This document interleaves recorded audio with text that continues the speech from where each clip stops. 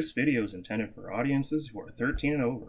If you are not 13 and over, please fuck off and tell your parents to moderate what you watch online. Tariq, hey. Coming to you live from the Disney autonomously governed zone of Walt Disney World in Orlando. How's Disney World? You know how they say shit about like happiest place on earth? Oh, that's a lie. That's a bold. You witnessed any murder in the park yet? No, I've barely been here for more than 24 hours, and I've hated every minute of it, and I've been inside all the time. It's. I just want to. I'm gonna just do this. I saved this. I waited to do this. You found the Finn Disney character in the Star Wars area? No, I'm in what is called the Swan and Dolphin Reserve Hotel. I don't. Everything is surrounded by water. It's hot. It's hot and humid as fuck. It's like a thing. They're doing stuff, but I don't really care. This is a bad place. It's a bad place. Everybody's wearing Disney hats. You're not one of those Disney adults. I am not some Disnerd fuck. I really don't give a shit. Everything that's here is you don't like devoting your life to corporate entities, you know. Right? Disney and black people have had a pretty, I would say, questionable history. But also, I would say the last time I was here, in Disney World, is I remember my mom had a business trip when I must have been 8 or 9 or something. Okay. 8-year-old kids going to Disney World sounds like a good time. Sounds like a good experience. My mom took me to the park. We went on maybe 2 rides. Okay. One of the rides that we went on was one of the water slide. You get in a car at Six Flags, the same thing where it's you get in sort of, it's not really log, but it's a log pattern thing. And you get in there. And we went in there, it went and splashed. Ooh, splashy, Splash Mountain, whatever. Had a cold for the rest of the entire trip. Take it out the entire time. I have no good memories of Disney. Nothing about it seems good. I don't care if they have cool new Star Wars shit. I'm not going up there. It's so fucking massive here.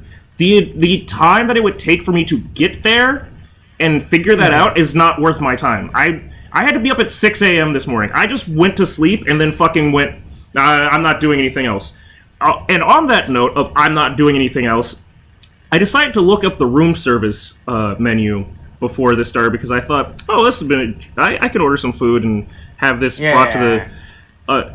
Now, would that be covered by the company? Yes, luckily this is expensed by my room, but which is provided by our client. But I just want to. I'm going to start with some things. I'm just going to tell you. I'm going to start with the appetizer menu. And I'm going to describe. No, they're not. I'm going to describe. I'm going to describe the first 3 things on the appetizer list are the 3 most expensive things on the appetizer list. You already know that they're fucked up. All right. I just want to say, I'm going to say each one, and you can guess how much it is. You can price range of inner rooms of $5 and Price is Right rules, close as you can get without going over. Right? Gotcha. New Orleans style shrimp, Cajun spice shrimp, lemon, garlic butter, and toasted crostini. I have no idea what the fuck crostini is. All right, so based on I know that a stupid ice cream cone costs $10 in the Disney park, right? So I'm gonna shoot for appetizer. This has to be $25 or $30. It has to be between 25 and 30. Close. This is $22. You're thinking a little. Okay. You're thinking a little too high, but you're thinking the right way. Just for context, I bought a bottle. Well, I had it put on the room bill. A bottle of Smart Water that was $6.50. So next is shrimp cocktail. You can tell that this is a place that cares about sea creatures by the amount of sea creatures they're trying to feed you. Much like the swan, I only eat shrimp. Shrimp cocktail: poached shrimp, avocado puree, Bloody Mary cocktail sauce. I will preface this by saying these next two things are not as expensive as this New York style shrimp. All right. So how many shrimps are in this shrimp cocktail? It does not say. It just says poached. Oh wow! It just says poached shrimp. Let's see. Based on that, I have to say it's gonna be between $20 to $25. I remember. Hold on. Remember the next two things at the top three are not as expensive as the first one.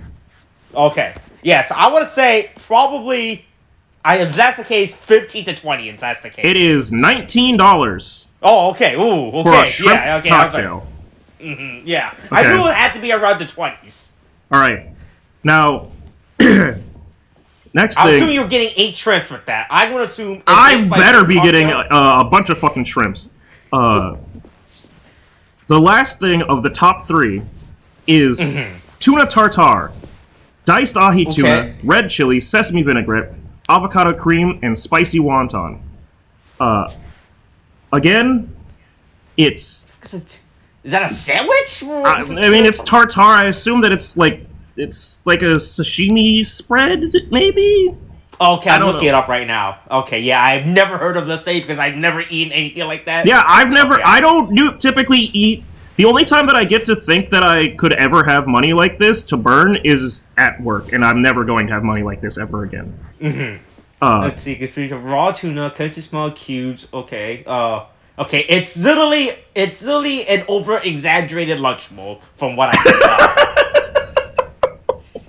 Fuck, when you put it like that. All right. So still in the Disney park, I'm gonna say this is around the same range as the shrimp cocktails. I'm gonna assume around $20. It is $21 for that. Oh, okay. There we go. Okay, yep, that's right. Just to give you, in comparison to the entrees, the first entree, I'm not even gonna have you guess for this one. Okay. The 10-ounce Link Heritage Black Angus beef fillet, served a la carte with hollandaise or béarnaise sauce. Is $65. Jeez, what? For a 10-ounce steak, beef fillet. I was gonna say 40 if anything. Jeez, if you were gonna have me guess. Jeez. And then the next one, the 22-ounce bone-in cowboy ribeye, served again a la carte with hollandaise or béarnaise sauce. $72. Jeez. Guess which one I'm going to get. Yeah. Also, hold on. Here's one thing that I think you'll take pleasure in. One thing is just called Simply Swordfish. Okay. Seared swordfish accompanied by creamy risotto and seasonal vegetables. $37. Okay. That's somewhat more reasonable, but I just don't trust them. Hey, and that's the thing about Swordfish. We still haven't seen the Swordfish vibe stamp in our weekly unnamed tokusatsu podcast series about Kamen Rider Revice. Where I try to find the correlation between Disney Park and Kamen Rider Revice, where we would normally be joined by William, our friend who doesn't know anything about Kamen Rider or Disney Park, because he never had a real childhood, but we're joined by our good friend Tariq.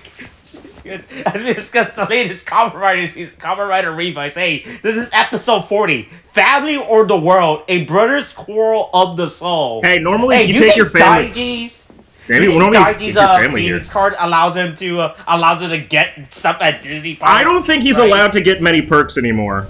And I don't think that his new dad is going to take him. You think Phoenix does have a good employee card that they give? I think that at this point, Daiji is like the fucking what was it, the football player or whatever who like goes, I'm going to Disney World or whatever. I think that's where he's at. He's getting his ass rocked every day, and he's just. Oh yeah, no, hey, once again, his downfall has not been looking too good. Right? So I was thinking about this today with us like recording. I was like, do you think that like his actor like fucked the director's wife or something? Like, do you think he just like? Because the other thing is right. So we're down to the final like 10. Yeah, right. So I both feel like there's no way they can do more now. But also, I still feel like they still have a lot. Resolve this they still have. Right? They still seem to have a lot to like work on, and I don't really know. Hey! That's called expansive media. Jesus. I want to let you know. Yeah, expansive media. They haven't announced 2 more expansive media. Expansive media. Daiji's time out with Grandpa and fucking expansive media. Turns out Gifu's just a nice guy who wanted to make friends. Right. Yeah, it's really, like I said, we've been talking about, like, the last few episodes, how this weird downturn for Daiji's character, right? Like, it obviously has to do with the fact that Kaguro's gone now, right? So he's like, ooh, boy, hey, I need to fill in this empty void in my heart with darkness. It's really interesting how Kaguro is being basically, his lack of Kaguro, I guess, is being framed as, like, this instability in him. But, like... Right, because that's the theory that everyone's online is saying now. The reason why Daiji had, like, this weird turn of a character. Like, it definitely has something to do with Kaguro being gone, they've said it. They've stated it explicitly, right? That, like, like, when Hiromi was like, hey, I lost my demon too, you can become unbalanced that way. Which isn't really something that they've ever really, like, established as accurate or factual. But it sure as hell seems like it actually is what happens. But, like, it's just interesting because Kaguro was all, like, edge and, like, angst and stuff. And now Daiji just has all of that edge and angst still. So, it really makes you question where, like... So, like, why Kaguro was... Like, I guess it's like Kaguro in the sense of he kind of like warmed up about like the brothers and like he was a nice guy inside. Ooh, he's not really just a bad guy. I can change him. He wasn't some guy that just sat in the back of the classroom all the time, you know. He just wants to eat spicy curry. And then like. In reverse, Daiji is like this person who's always trying to be righteous, but is actually like on the inside just a bundle of angst. But like, that was supposed to be Kaguro, and now we're seeing that it's just that's just his personality. That's just he's just an angsty bitch. Right. And it just feels like that. Why would they make? I feel like we didn't get enough of Kaguro to see, like, that parallel between his Kaguro personality, or demon, and his own, like, to make a proper comparison between, like, oh, Kaguro's evil, but he's got a good side, versus Daiji, where it's like, oh, he's really good, but he's got, like, a dark side. Like, oh, boy. Instead it just became, like, as the minute Kaguro goes away, he just becomes... Angst McGee, and I have to be right. Extremely unstable and easily influenced by old men. Truly easily influenced by old men. His sugar daddy is just loving this shit. Right. Yeah. Akaishi continues to be probably one of my favorite villains that we've had in the last 5 series, at least. Like. Certainly over fucking, what was his name in Zio? That had the, decade, Schwartz? Yeah, Schwartz. Definitely over, like, Schwartz and, like, fucking, Storius and, like, trying to think of... I mean, fuck the family and, Ghost... But like, I think he's reminds me similarly to like Papa Genmu in like Kronos in fucking X-Aid, because he was just like this weird fucking dude that then just like was also incredibly OP, and Akaishi is like the most emotive, like expressive villain that we've had in so long, and he's just like he's also incredibly OP. He's like, he knows what he's doing. He's like, oh yeah, he's gonna make he knows like he's old, right? His pension's gonna run out at some point. So he's like, oh boy, I'm gonna make the most out of this pension I got left, right? I mean, I might as well just fuck everything up for everybody. Like, right? If I'm gonna run out of money, everybody's gonna run out of money. Yeah, I can't like. I will also say, even though we're talking about the fact that we're in the final 10, this is definitely an episode where it's like they can stuff a lot of shit happening in one episode. It turns out you can give a character with no character backstory and make it better than other characters that's been in the show longer and more focused who doesn't even have a character backstory. Yeah, it's pretty crazy how we can be at episode 40, and I mean, we still technically don't really know what the situation is specifically with, like, how Hikaru got, like, recruited into Weekend, but Daddy Utsushima, like, all of a sudden, I mean, he's been... I was expecting for them to give him a whole character backstory, and the fact that he has more character growth and relatability to us as an audience than Hikaru, who's been in the show longer and has more screen time than him, right? Yeah, but it's I mean, really sad if you think about it, right? Yeah, right? I mean, everyone already hates Hikaru for a lot of reasons as a character. I don't know. Right? I don't hate Hikaru, but yeah, it's crazy how much they give in like one shot. It definitely feels like big Naruto energy, where it's like you're only getting the flashback because they're gonna die. Yeah. That's exactly what happened. But yeah, like, so once again, Hikaru and the dad fight. Wait, did we say what episode this is? It's episode. Oh wait, we did. Yeah. Hikaru and the dad fight, and then like because he's saying, "Hey, we gotta kill that brother. We gotta kill the bad brother. The one that's clearly a danger to us, blood in, blood out. You don't leave the gang without getting like attacked for leaving. You gotta remember Weekend's mission statement, to destroy Phoenix, I guess. Yeah, that's destroy Phoenix, statement. And if you continue to stay with Phoenix, then I'm going to have to destroy you too.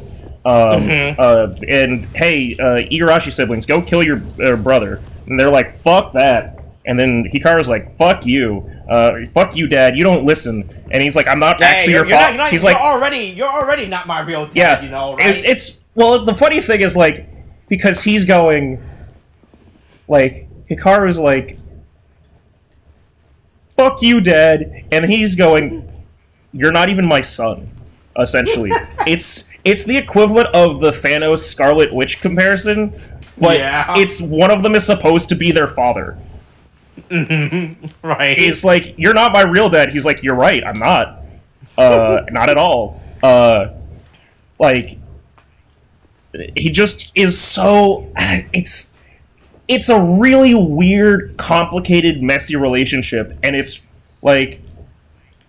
But it makes sense when you think back to, like, how the Utsushimas have been and like what it really like. We said it before when we first saw them like spying on them, like, well, that's creepy, and like they have a hidden basement, and it's like it there's no way that something like that can work as a like that's a real functioning family, and especially when they told us like we're a fake family. But I guess for Hikaru, who's never had a real family, I guess? Question mark, I guess, or was like his family was killed? Question mark, or he was at a young age, or he was in an Aguilera type situation where he was raised in Weekend. Boy, like it makes. Look, I think Papa Kurizaki learns his mistake from.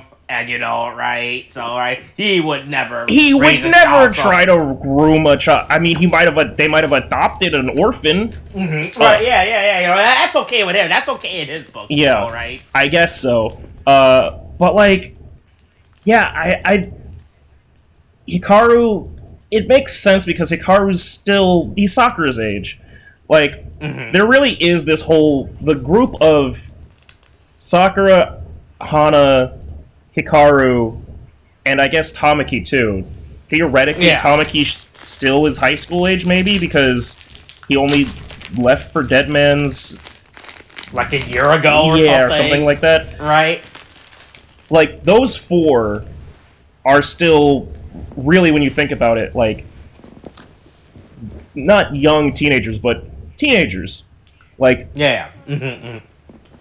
It makes sense for Iki to be a little bit more grounded. He kind of, regardless of him literally being the big brother, he has to be, like, as Daiji's gone, and like, George is not gonna fucking, like, play advisor or, like, take up the leadership role. I mean, he's doing his own thing, right? Yeah. And Hiromi's been pretending to be brain dead for fucking, like, has been faking a brain injury for the last 6 months. Like, he's kind of got to, like, shoulder everything. God knows Vice is going to help him. But, like, we're seeing with, like, between the relationship between Sakura and Hana, like, and Hikaru and his dad, like, that there's still kids trying to fucking figure out what the fuck they're dealing with. And they're kind of giving them enough time to, like, show that without like it becoming filler, you know, and we spend a whole episode of just like, let's try to go to a festival while the goddamn world is on fire, like, but I mean, because we have that whole moment of like Sakura and Hana having like a moment under the bridge, their heart-to-heart moment, you know, right? And then fucking it's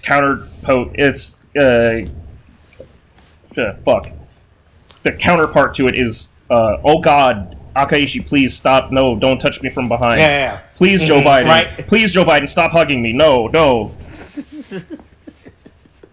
Like, it really does remind me of, like, when people put all those memes out of, like, Joe Biden's back, like behind the back hugs. Like, please stop. That hug's too long. Joe Biden with anime girl characters, right? Yeah. Or Trump with that flag. Oh, yeah, that's a good one, too.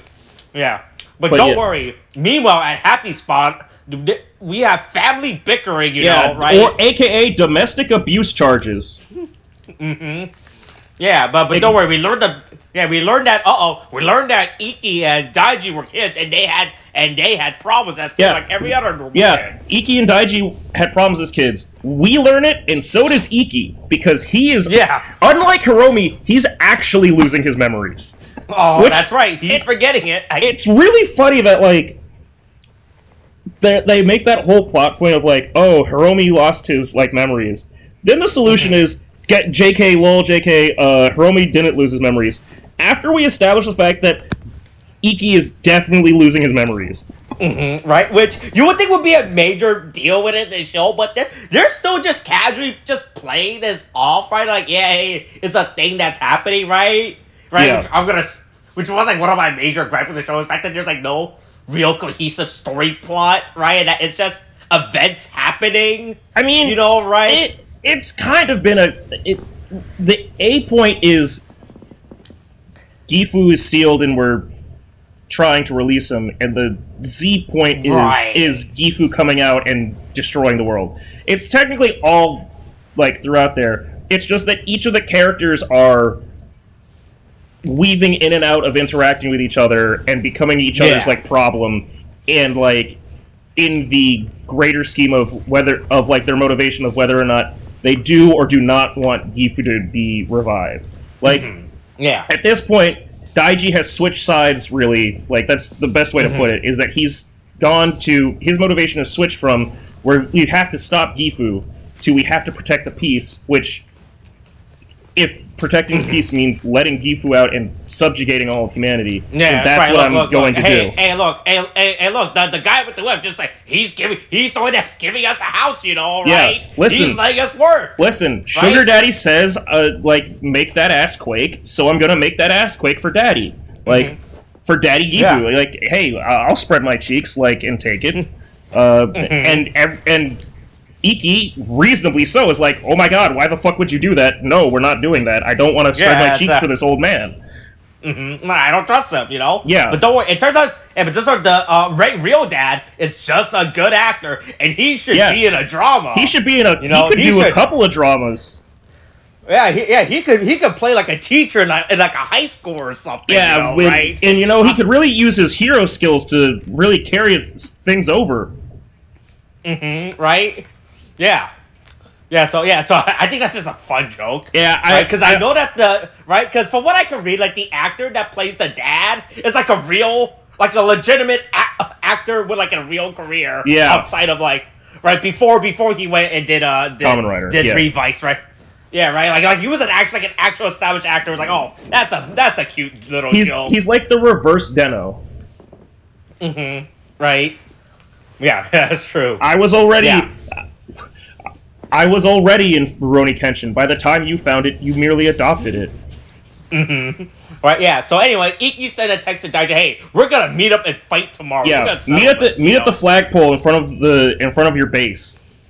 It's go time. Right. We'll settle this, right? Yeah, so everyone realized, hey, look, we're all just gonna go fight or something, you're gonna fight, and if you leave, and they were basically saying, Iki, you know that if you leave, we can't, you're just gonna try and bum rush us, right? Because the minute, you're literally the only thing that is, really preventing us from getting killed. It turns out our 3 Kamen Rider isn't as good as your 1 Kamen Rider power, it turns out. Although... if only we all had our own upgrade, right? Instead of just giving our characters stupid little stick weapons and calling it a day. I've really got to say, the Scythe is becoming less and less of, an improvement with every coming threat. It's just okay. Oh, cool. And no reason. I think Lovecom realizes that as well. To the point where she actively runs away. Oh yeah. Well, again, maybe she's always known that she was useless, and that's why she was always trying to just bash her brains into the wall. Every nearest wall, right? She's just been going. Take me, Lord, take me. Sakura can't turn me into a weapon if I'm unconscious. Yeah. All right. She can't transform if I'm dead. Please, God, let me die. Yeah. Yeah, I don't want to deal with this. Right? Existence is pain. Please, no. But so the base gets bum rush and Hikaru, Sakura, and Hana tries to do it. No Tamaki this episode. Yeah. Would have just liked to see if Tamaki just has a gun. It shot something. I would have liked it if he had a bat. I would have liked it if he had, but a wiffle bat, not a real bat. If they just gave him the equivalent of hey, little brother, you want to play Mario with me? Yeah, okay, sure. You're playing. Yeah, take the second player controller. Yeah, here you go. You're totally playing. Oh wow, wait, what do you mean the controller's been unplugged this whole time? Right. But hey, I mean, they do a decent-ish job of. If the 3 of them are all working together, they can all cover each other's backs. Yeah, teamwork, teamwork makes the dream work, This is, right? I mean, this goes back to what I was saying about, those 3 are kind of a unit of younger, riders, so they're all kind of just covering each other's backs, and there is a strategy there of us 3 riders can kind of, sort of... balance out to Iki and Vice. We cover our old weakness, right? Yeah, I mean, we don't get new forms to cover our weaknesses, but we can at least. One of you is just a repaint and a kit bash of another. It really is. I keep forgetting, and I only see it every now and then when it focuses up on Hikaru's of Over Demon's head, is the way that the Demon's Driver transformations work, where they splash onto the right side, or attach onto the right side, because I keep thinking, what the fuck's the difference between this and regular Demon and regular Veil? And then I go, oh yeah, it's a Hercules beetle instead of a Kabuto beetle, and it goes, and you can tell that because there's 2 big pincers that go around the head of Overdemons, and instead of the 1, and I'm like, oh, okay. Yeah. Also, don't forget that his undersuit is still just the demon's undersuit, and it looks really distracting. everyone, that's the best thing about Revice. Like, there's a lot of decisive opinion about Revice right now, right? But a lot of people just agree how much everyone agrees on how much they just hate over Demons as a suit, right? Which is true, right? This is my problem. Right, so I give Aguilera's form a lot of shit because I think it just doesn't fit within the show's aesthetics, right? Yeah, and I can agree. The more that we had it around, I guess, I feel like initially... I think it also just looks bad from certain angles. From certain angle, it looks good. It's more because of that stupid butt pin of the butt sting that she has, which looks good in certain... Wait a minute, what? There's a butt stinger? You know, from the bee. On her head? Yeah. Oh, no, okay. I thought there was something on her... I thought there was a stinger on her ass, and I was like, wait, no. The front of her suit is the... I don't... look, I can have differing opinions about that. I will say it does come off, like, with the white and red, like, sort of sleekness of it. In this series, it comes off way more, like, sci-fi futuristic, I guess, than, like... Like, it's literally the same color scheme, actually, as Phoenix, really. I think. Yeah. And so it's like, yeah, I get that. Overdemons is too much. There's the color scheme of Overdemons is not my favorite thing. Like it's splashed with like it's 5. I think because it's combining the red and blue. It's the red and blue of regular demons, but then you get the and then you have the veil. They have the veil color scheme of the like gunmetal gray and like brown. Yeah. And it's just and then you added a splash of light blue for no reason, right? Yeah. To the point where like, oh boy, you have a lot of color conflicts going on. That's you need to look at some Gundam kids. Yeah, you should probably do some color theory. Take one class in color theory, and it might help you just a little bit.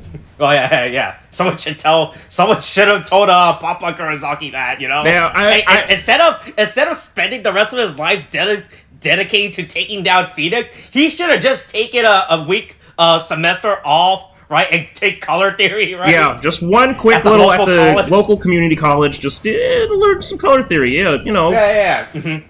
Yeah, right. Yeah, and that way you also learn that probably not a good idea to give all your female members short skirts as their outfits. Short skirts and go-go boots. When we cut to the point with fucking Hana and Sakura under the bridge, and like Hana ran after her, I was really happy because I don't remember if this was the case initially with her outfit when she was under Weekend's supervision. But did she ever have like heels with those boots? I don't think so, right? No, I think she had real shoes, right? No, she had when she initially joined, she had white boots still, right? So maybe it's been a while, so I don't remember. I was probably the same outfit she's wearing this entire time, right? But for Hana, it's just over-exaggerated. For some reason, we're like, oh yeah, hey, I found some go-go boots in the closet. We ran out of money for shoes, so we found some go-go boots that are the perfect size for a high school girl. Yeah, you can wear these, right? We're out of budget. I spent all the weekend's budget on these stupid scarf with W's on all of these custom ordered scarves and like women's clothing. Don't ask questions. Right, yeah, just wear it. You're part of Weekends now. Yeah. Oh yeah, so anyway, so meanwhile, back in the front of Phoenix base, in front of the ground base that they had. Yeah. Which is just, it's the ground base that they had that's in Ara. But yeah, hey, the fun of brother versus brother. Once again. Yeah, a tale as old as time. Cain and Abel. And then Vale shows up. He's like, oh hey, let me tag in. Yeah. Put me in. I can be your demon, not your, and you can be the angle. Right. So there's a really weird continuity shot, right? So as we transform and fight, right? Yeah. So originally Daiji was facing Iki across. Oh yeah, right? It absolutely gets weird. Yeah, all of a sudden there's a shot where they turn and Vale is just not there. And yeah, right. Because then Vale shows up, right? But here's the problem, Ren. Then if you look at this, like, because they do a back shot of Daiji and Vale, right? Vale is facing Iki, while Daiji is facing Vice. Yeah, right. Yeah, which I realized. But that's the wrong. It should be that. Yeah, it should be that Vice is facing Vale. Yeah, you should have had Vale walking from the right, not from the left. Yeah. Right, and then they run towards each other and everything. Right. And then Vale has to like run across. Yeah, they gotta crisscross and like try to not cross streams. And not trip over each other. I was like, ooh, you this could have been avoided if you just walked in from the other side, right? This could have been way easier for you, right? Instead of doing this. Yeah, and then Akaishi shows up and we finally see his demon form. Yeah, he gets fisted by Gifu and he just gets claws over. Mm-hmm. Yeah. He turns into that stupid Pokemon from Sun and Moon. That stupid that everyone hates. The poison water thing, the one that ruined the meta game. Fuck. Golisopod? So no, the other purple, the other silver. Oh, right. The sea urchin thing. The sea urchin thing. Water poison. Yeah, I don't know its name because I haven't played Pokemon in years because Pokemon died. Died for me. I think it's toxic. Something. Shit. Hey, I'll open up Pokemon Home and I'll find it. Toxapex. Toxapex is what it's called. Okay, yeah. I was trying to think about. I was trying to make sure that we didn't say Toxtricity or Toxel or whatever that is in like Sword and Shield. No, that's another one.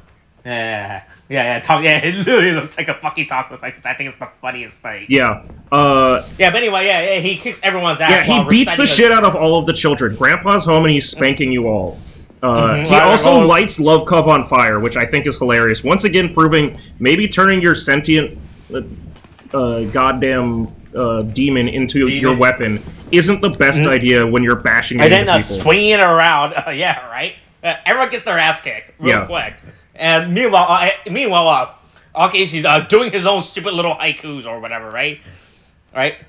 Yeah, his Furin Kazan whatever shit. I don't know. Yeah, everyone's watching like, that's not looking good. All right, and then just as he's about to kill Hikaru, Papa Urashima comes in and hey, it's you're I'll take the hit. You're important. Over demons is somehow the key to all this. That's why we've been sending you to the front line and putting you in danger this entire time. Let's be real. So I guess lore-wise within Revice, Over Demons should be the strongest one outside of Iki and Vice, right? Yeah. Of the ones that we have on Weekend side. Like, based off of what we know, and the Demons driver... Would it be Aguilera, right? Because the whole point is that I guess she's only strong, has the advantage over Vale, I guess, right? Because Vale kicks everyone else's ass. Right, but Vale can't get a copy, doesn't have a copy. I mean, I guess so Aguilera and Hikaru have the advantage of he doesn't have a copy of their Vice stamps. But I think,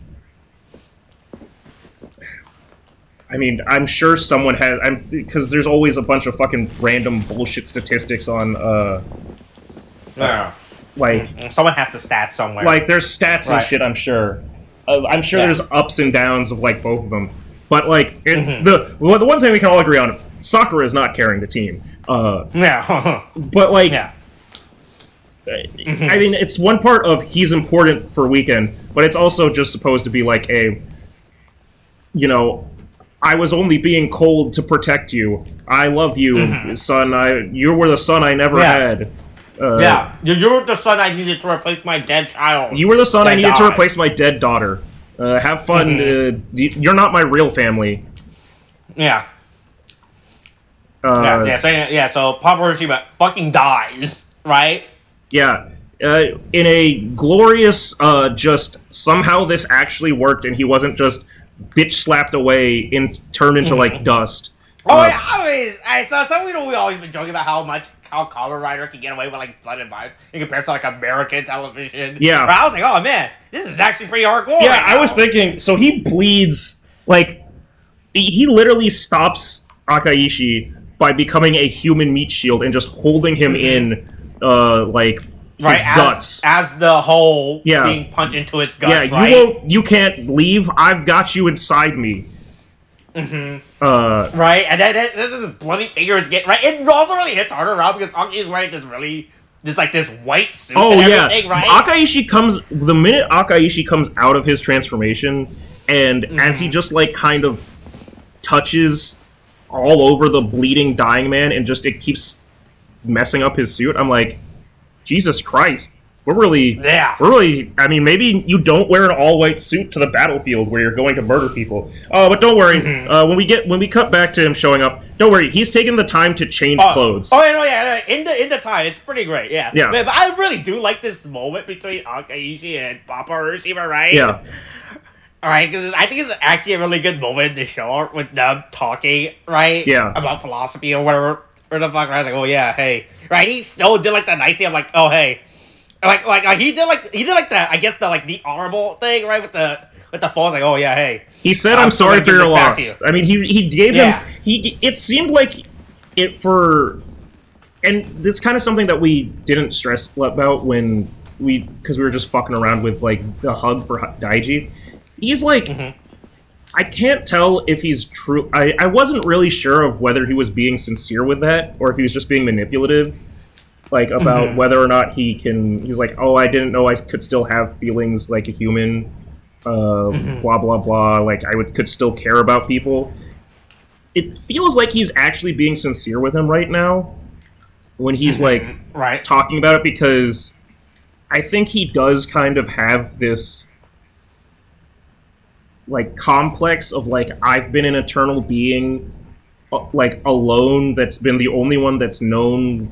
in his mind, that has known the truth, you know, that I've been the only one that's been, like, fighting for this sort of cause, whether he's right or wrong, right? He's just been, like, living for centuries, and, like, being kind of left behind by anybody he loved or cared about. And he sees somebody, like, dying, like, because he lost everybody that he cared about. And there's, like, a genuine... And it plays to Akaishi's actor, I guess. All of that expressiveness that he has for, like, being a, like, villain, he also is able to carry over to, like... I think you actually are being a sincerely, like...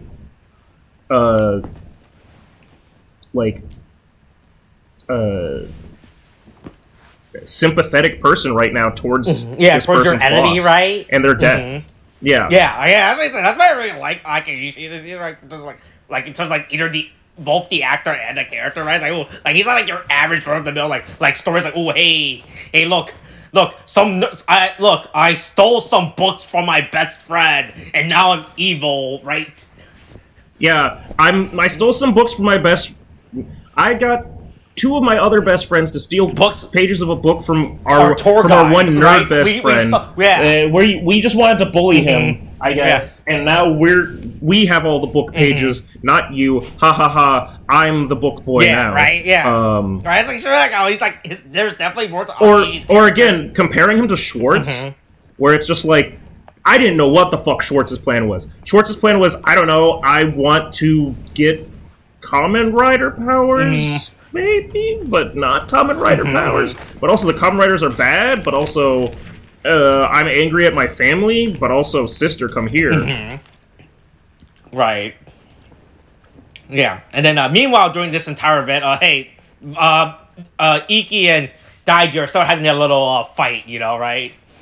Right, they're like, hey, look, they're trying to talk this out, and then Daiji's argument still not very good, you know, right? He's like, hey, look. It's really, I mean, he is choosing the path of least resistance, and, like, literally, in the most literal of ways. But it's not a good path of least resistance, and he's really not, like,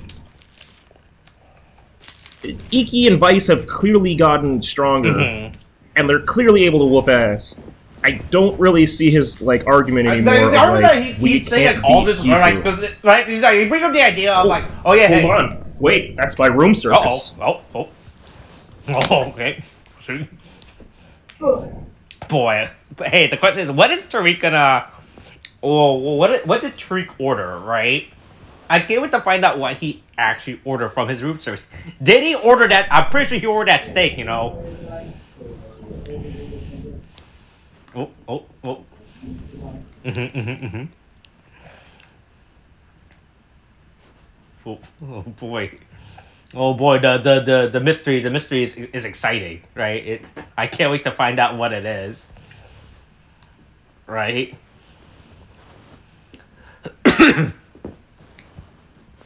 Oh. I wonder what it's gonna be. What are those? Nope.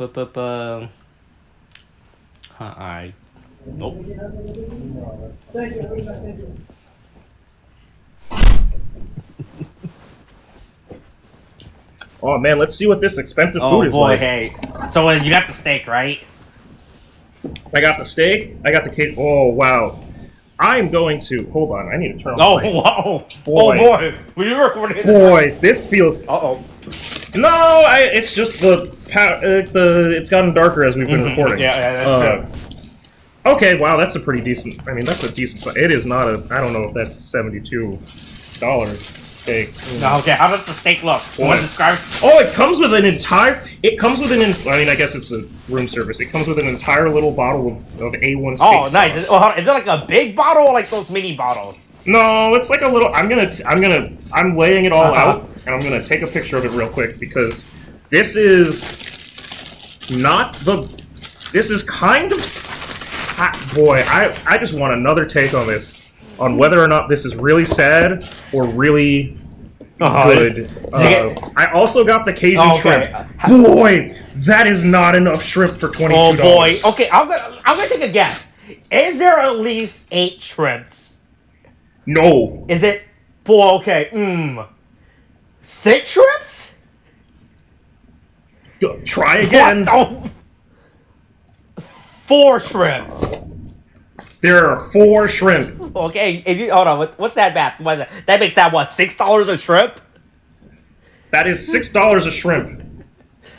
Boy, okay. Let's see if those $6 a shrimp is worth it. If that's the case. I mean, I'll find out in a second. Hold on, here.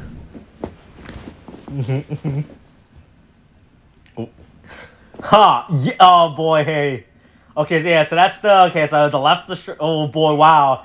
Are those jumbo shrimps or? I mean, they're kind of jumbo, right? So can you be kind of jumbo? Right, you know. Right. I'm sad that they didn't deliver on like stupid Disney plates, right? Like some weird stupid Disney branded plates. Right? You didn't even get Disney branded plates for this, you know? Because yeah, I mean, I'm kind of disappointed I didn't get any plates. I mean, if you think about that, takeout box is a plate, you know, and you got some yeah, garlic bread. What is that? Yeah, this is just. I like how they gave you a roll, right? And then they also gave you. That's just hard. I mean, it's salted bread, sort of. It's not that. It's not really garlic. All right, so. Oh no! Wait, there's the garlic. Okay, so it is garlic bread. You know, because that's how you want garlic to be. That hard steak to is. find. You don't even get sides with this steak. That's the worst part, right? What do you mean? They gave me bread. Oh, you're right. They do get bread. All right. Boy. All right. So just again, that meal that I did not pay for was $127. That is fucking robbery. That is absolutely disgusting. Speaking of robbery, hey, looks like we're finally going to have an adult do something for once next week. Yeah. So anyway, so Daiji gets his ass beat and everything. He's like, oh hey, still. And Grandpa comes to step in and save him. After taking some time to take a new. Do you think he was clean watching, himself up? Do you think right? So it's obvious that was it Adarat, where the fuck? Ararat, right? Has like cameras everywhere. Do you think he was watching this fight as he was changing suits? Right? He was like he had it on the background. No, I should probably hurry up and like like Fast and Faster. Right. Like, you think he was just like watching this as he was changing, so but like, did he was either taking his time or was he rushing as he was watching Daiji get beat, right? Because I assume it was a lot, right? Because I feel like Aki's that type of guy to rush things, right? He would never, right? Yeah, I was about to say, based off of how he knows he's 20 minutes late for a party, he's like, I'm gonna arrive 20 minutes late. I'm not. Yeah, I mean, based off of the way he just bum rushed the weekend, he chose to do it slowly, right? He's like, I'm obeying these traffic signals, right? Yeah, I'm gonna let all of you guys go on ahead. Yeah. You guys start the attack. I'll get there eventually. Oh my god, all my men are dead. Mm-hmm. Yeah, but don't worry, I'm still alive. That's all that matters, right? Yeah. Right now, I can't do this, but yeah, hey, not looking good. But don't worry. Akeshi has stolen this little boy to be his family now. Not sure. Yeah. Once again, in prime fashion, the dead man's are not above grooming children. Hey, look, that's the main theme of this season, grooming and gaslighting, right? Yeah. Yeah, so that's this week's episode.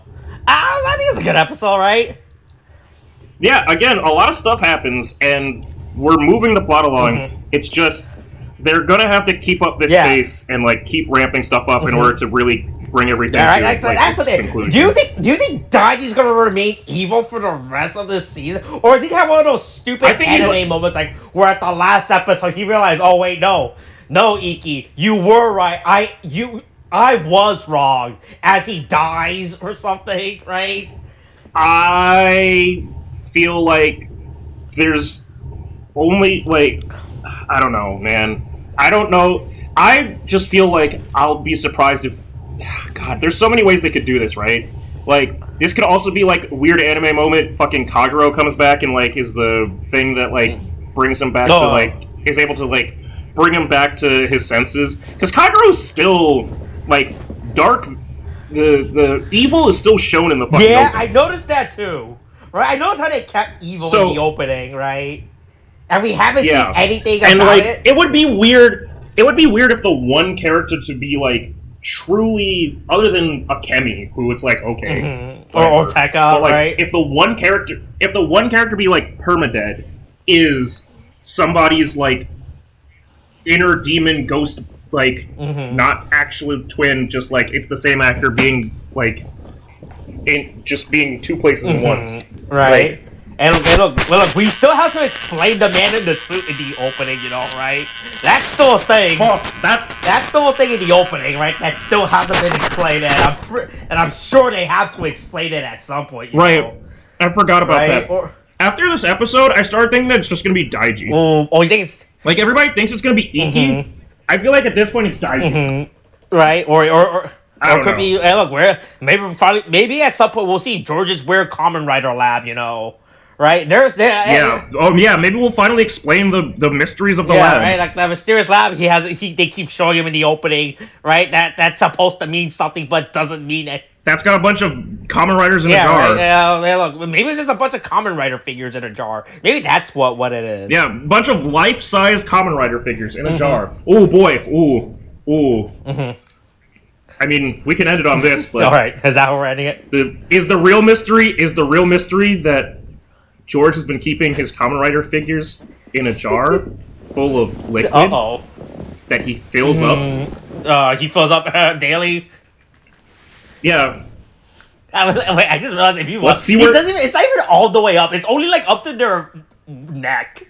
He's got to put in more. He's got to work out more of those each day. Those are rookies. Those are rookies numbers, right? Those are rookie numbers. Come on. Yeah.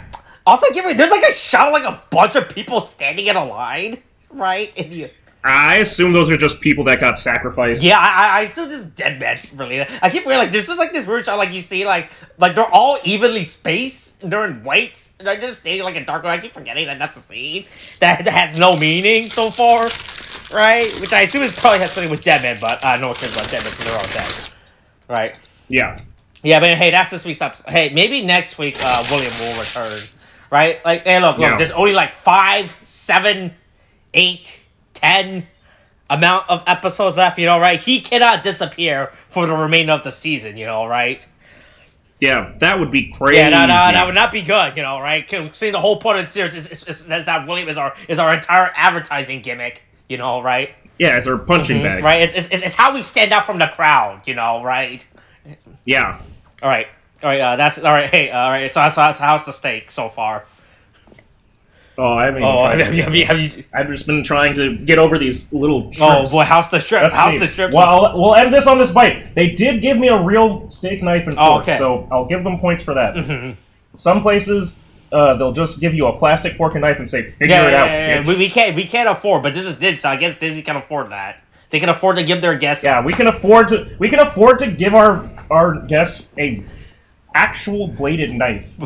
I just realized that. They just gave me a real fucking serrated knife that I could just, if I were a crazy person, could just go on a tear. Mm-hmm. Yeah, but don't worry. According to Disney, no one has ever died within their park.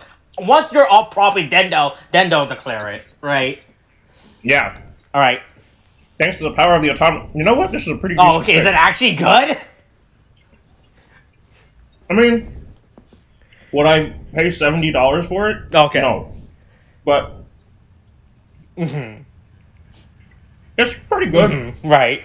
You think the steak it's a solid. Mm-hmm. It's a solid 8 out of 10 steak. You think this would have been better if it was presented better and not in a shitty takeout box, right? Like they put on like a stupid Disney plate, right? And they put like right. Would that make you feel better, right? If you're like, this is like this justifies if it was like gave you like an actual presentation to make it feel like it was. What would have justified it is if it came with like a side and a like a side and a salad and like fucking it was, I don't know, had actual garnishes and shit like to go with it. Like it's just a steak. It's just a steak in a shitty takeout box, right? Yeah. Right. All right. That's how we're editing. But yeah, I mean, yeah, that's shit. That's hey, thank God I'll be escaping from Disney. Yeah. All right. That's this week's episode. Coronavirus is still a thing.